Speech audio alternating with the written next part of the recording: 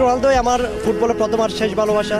মানে ফুটবল মানে আমার কাছে রোনালদো, আর রোনালদো মানে ফুটবল। আমাদের দেশের ম্যাক্সিমাম সমর্থকই ব্রাজিল আর্জেন্টিনা, ম্যাক্সিমাম যদি আমরা বলতে চাই।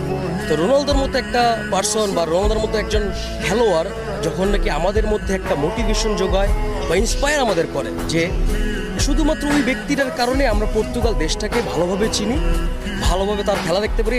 এতগুলো রাত জাগা আমাদের সামর্থ্য বা এতগুলো রাত জাগা আমাদের খুবই আনন্দ দেয়।